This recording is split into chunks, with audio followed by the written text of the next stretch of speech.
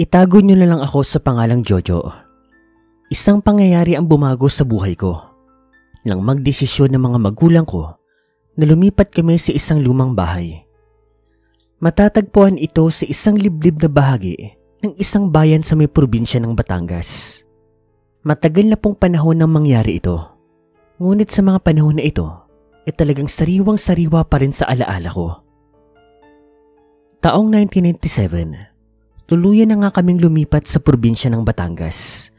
Liblib ang bayan na iyon, kaya't kaunti lang din ang mga residenteng nakatira. Nang makarating kami sa lugar, ay nakaramdam ako ng paninibago. Ibang-iba kasi ito sa nakasanayan kong lugar sa Maynila. Ang mismong bahay ay may 2 palapag. Yung bahay naman po, gawa ito sa pinaghalong bato at kahoy. Yung mga pader po nito, may mga bitak-bitak na. Matanda na siguro, at sa harap naman ng bahay ay may malawak na bakuran na puno po ng mga ligaw na damo. May mga punong kahoy din na alam mong matandang-matanda na hindi ko naman alam po ang tawag. Sa aking pong paglilibot, ay napansin ko ring may maliit na balon sa gilid ng bakuran. Na dati, heto ang pinagkukunan ng malinis na tubig ng nakatira doon.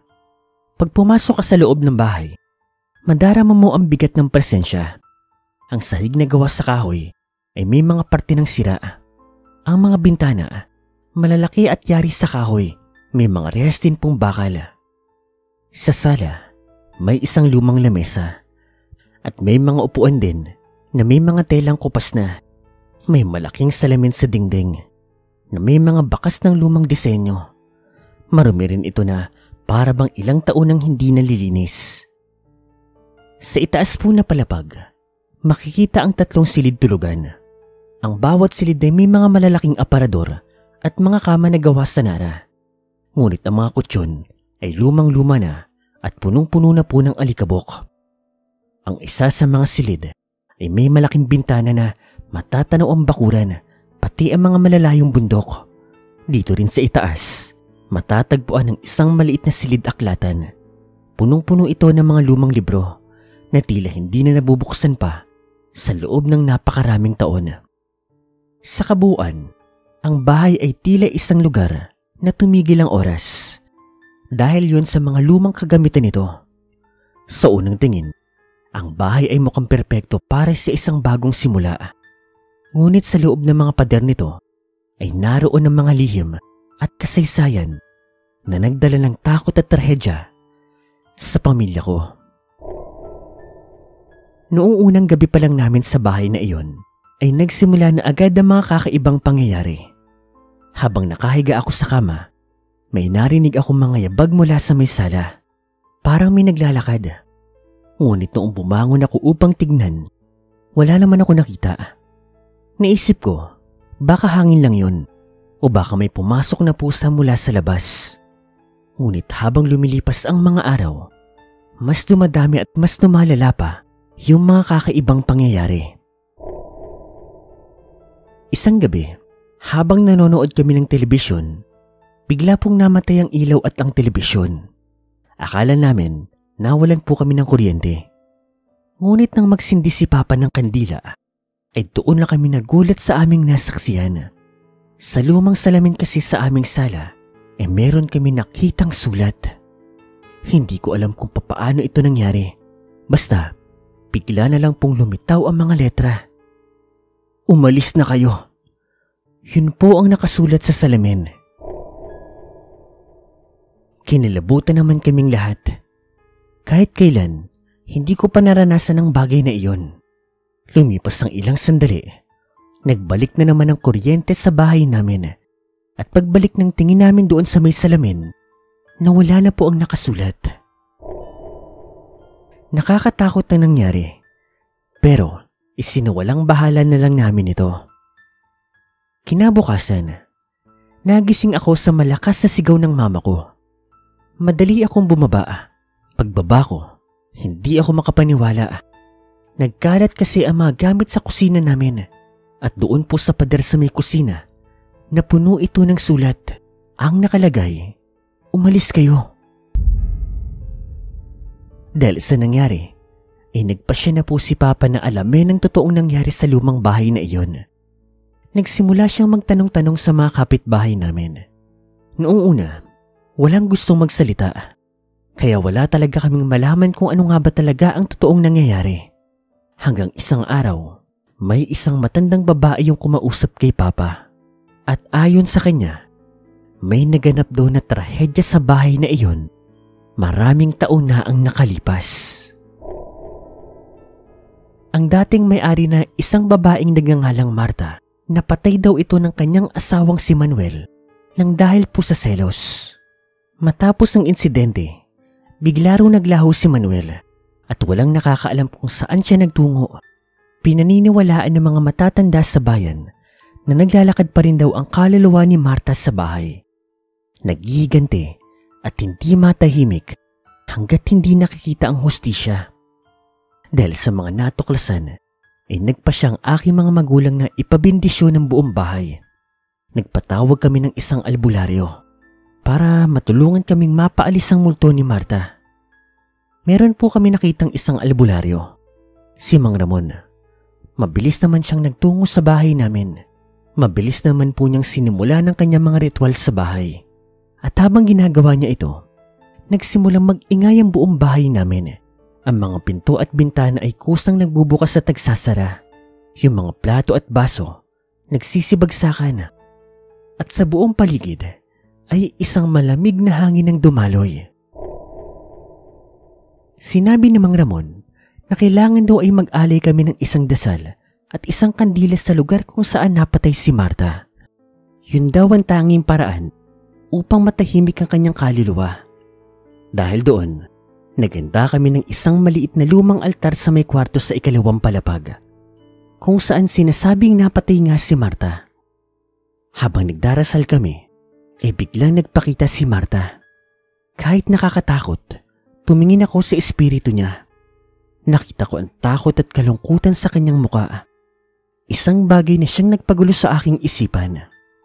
Nang matapos ang ritual na ginawa ni Mang Ramon, nawala na rin ang kaluluwa ni Marta. Akala ko, matatapos na ang mga bangungot sa aming pamilya. Pero, ito palang pala ang simula. Isang buwan nang lumipas matapos namin palayain ang kaluluwa ni Marta, meron akong napansin. Araw-araw kaming naglilinis ni Mama ng bahay. Ayaw na ayaw niya kasi ng magulong kapaligiran. 3 lang naman kaming nakatira sa bahay.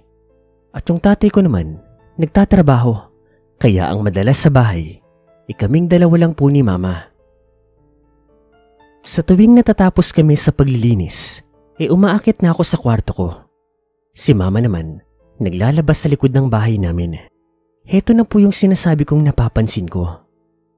Makalipas kasi ng mga paglilinis po namin, napapansin kong parang nag-iiba ang ayos ng bahay namin. Para bang may kung sino naglilipat na mga gamit namin. Parang iniiba ang posisyon. Noong una, akala ko ay nagkamali lang ako. Ngunit noong nagtagal, talagang nagtaka na ako. Tinanong ko si Mama tungkol sa bagay na iyon. Baka kasi siya ang may gawa. Ngunit ang sabihin niya na miski raw siya ay napapansin yung mga bagay na yun, doon na ako nakaramdam ng kaba. Hindi niya lang daw binibigyan ng pansin dahil akala niya ako rin daw ang may gawa noon. Sa mga narinig ko, muli talagang bumalik sa akin ang kaba at takot. Pakiramdam ko, may nagmamasid sa amin. Kinagabihan nga noon, nagkaroon ako ng isang panaginip. At sa panaginip na iyon, sa wakas, nalaman ko ang tunay na lihim ng lumang bahay na iyon. Sa panaginip ko, muli kong nakita si Marta. Umiiyak siya at tinanong niya sa akin kung bakit namin siya pinalaya. Sinabi niya sa akin na hindi raw siya ang kalaban. Bukod daw kasi sa kanya, may iba pang naninirahan doon sa bahay na iyon at mas delikado.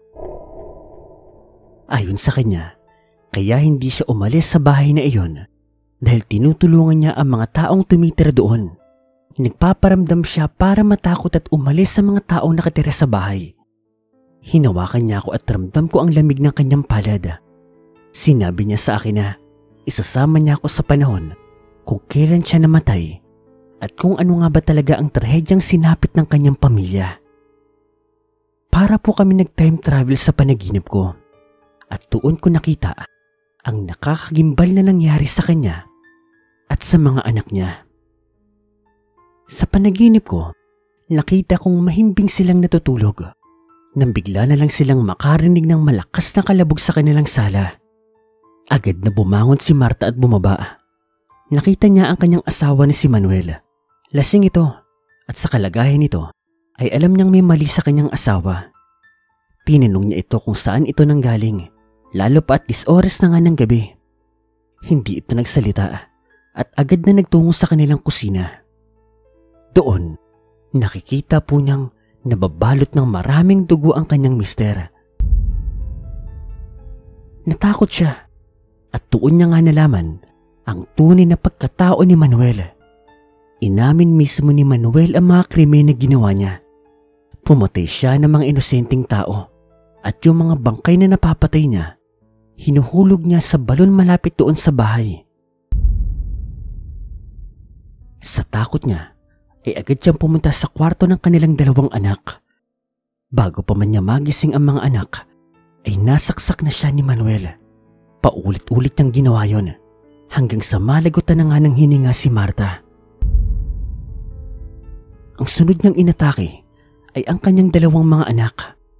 Walang awa niya itong ginilitan sa leeg at pagkatapos, itinapon niya ang mga bangkay doon sa nasabing balon. Nang matauhan siya, bigla siyang umiyak. Nagsisisi siya sa kanyang ginawa. Hindi ro niya sinasadya ang lahat. At dahil nga sa sakit na naramdaman niya, nagpakamatay din siya. Ginilitan niya ang sarili niyang leeg at nagtungo sa balon. Nahulog siya doon, kasama pa ang ibang naging biktima niya. At yun ang dahilan kung bakit hindi na nga natagpuan yung mga bangkay nila. Matapos ang pagbabalik tanaw namin sa nakaraan, nagmakaawa naman siya sa amin na umalis na kami sa bahay. Gusto ko pa sana siyang tanungin pero sa pagkakataon na yun, nagising ako. At ang lahat naman ng nalaman ko, isinabi ko sa mga magulang ko pero si Papa hindi po naniwala sa akin. Ayon sa kanya, masyado lang daw ako natakot sa mga naging karanasan namin. Kaya kung ano-ano raw ang napapanaginipan ko. Sinabi niya na sayang daw kung aalis kami dahil binayaran na raw niya ng buo yung bahay na iyon at malapit lang daw ito sa pinagtatrabahuhan niya. Pinilit ko din naman si Mama, kaya wala akong nagawa. Makalipas po ang 2 araw. Isang gabi, may narinig akong kakaibang tunog. Nanggagaling ito sa ibaba, kaya nagmadali akong pumunta roon. Doon po sa baba, nakita kong nakatayo si Papa. Nakita kong may hawak siyang kutsilyo. May dugo ito. At sa tabi niya, nakita ko ang bangkay ng isa naming kapitbahay. Mabilis akong tumakbo at ginising si Mama. Nagmadali kaming 2 na lumabas ng bahay pero may kung anong persa ang pumipigil sa amin. Naabutan kami ni Papa. Hinila po niya si Mama. Walang awa niyang sinaksak si Mama sa aking harapan. Ganon na ganon yung nangyari sa pamilya ni Marta. Agad pong nawala ng buhay ang nanay ko. Bumagsak ito sa sahig. Nagkalat ang kanyang dugo sa loob ng bahay. Nang ako na ang bibiktimay ng tatay ko, nakita kong parang hindi ito makagalaw. Parang nakikita ko ang presensya ni Papa. Pinipigilan niya ang kung anumang meron sa loob ng kanyang katawan. Sumisigaw si Papa ng malakas. Pinapatakbo niya ako. Ako naman, tuluyan akong lumapas sa bahay na iyon. Muli kong nilingon si Papa at napaiyak na lang ako sa aking nakita. Sinaksak niya ang kanyang sarili. Nahinto lang ang lahat ng iyon nang mawalan na po ng buhay yung aking ama. Nakahingi ako ng tulong sa aming mga kapitbahay. Agad silang kumilos. Tinawag nila si Mang Ramon, yung kilalang albularyo sa bayan. Muli niyang inalay ng ritual ang buong bahay. At pagkatapos, inutusan niya ang mga tao na sunugin at wasakin ito. Nang matapos na sila, ay ang balon naman ang sinunod nila. Tuluyan pong nawasak ang bahay at tinabunan naman po ng napakaraming bato at tupa ang balon. Ngunit bago pa gawin yun, kinuha po muna nila ang mga natitirang kalansay na nasa ilalim. Nang matapos po ang lahat, binigyan po ng matiwasay na libing ang lahat ng biktima. Ang mga magulang ko, ang mga biktima ni Manuel, gayon din si Marta at ang dalawa niyang anak. Humingi ng tawad sa akin si Mang Ramon dahil hindi niya raw alam na mayroon pa palang isang kaluluwa ang naninirahan doon sa bahay nin bukod kay Marta.